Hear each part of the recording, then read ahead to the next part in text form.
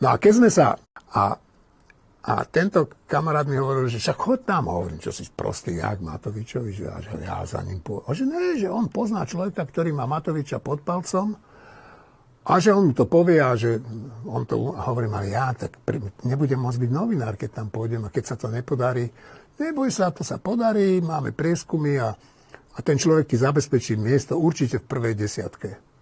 Asi za 3 dní mi volal, že prídi, ten človek je tu, dojdem tam. No a tam sedel človek z Penty. Nebudem hovoriť to meno teraz, to nie je dôležité. A hovorím to, vy ste to vybavovali? Vy z Penty? Mne on, že jasné, pán Korda, však není problém, však my chceme, aby tu slušní ľudia boli pri moci. No a on, tento človek, chodil u Matoviča na všetky tie schôdze, stretnutia, kde sa rozhodovalo o kandidátke, ale bol veľmi taký korektný, to by som mu zaskrivdil. To nebol žiadny mesiar, ktorý hovoril, že toto musí byť. No a keď bolo prvé stretnutie všetkých kandidátov, to sa udialo v Lúčkach, v Kúpeloch, tak tam nebol tento Penťák. Ja skoro som povedal jeho priezvisko. A ja hovorím, pán Matovič, a prečo tu není? Pán Korda, viete, to by nebolo dobre, keby sa to ľudia dozvedeli, že s Pentou my tu paktujeme. No, tak to bol Matovič. No a potom chceli ísť na detektor lží. Kvôli kauze Gorila.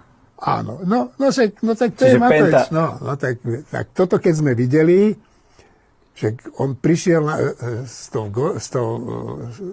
tým detektorom lží, takže v jeden deň došiel a povedal, že všetci pôjdu, všetkých 150 kandidátov pôjde. A hovorím, a čo ste sa zbláznili, to sa nedá ani stihnúť, ani peniaze. A hovorím, ešte okrem toho, čo sa budete pýtať? No, či niekto krádol, hovorím, a tak to nefunguje na tom detektore. Tak potom asi o deň alebo o 2 došiel, že tak pôjde prvá 20. A ja hovorím, pán Matovič, ja na žiadny detektor nebudem chodiť. Ja kľudne odídem v pohode, v tichosti. A čo sa bojíte? Hovorím, nebojím sa, ale mne to je smiešné.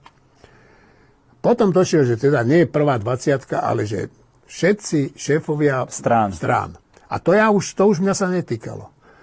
No a samozrejme, Pálko so Zajacom ho poslali niekde, a povedali mi, že tak to ne. No, tak my sme odišli a Matovič si zavolal z Veľkej Británie jednoho hochštaplera, ktorého v Británii kráľovská spoločnosť, ktorá sa zaoberá týmito detektormi lží, žalovala za podvody v nejakej televíznej relácii, kde on vyhodnocoval, či nejaká baba povedala pravdu o milencoch alebo nepovedala.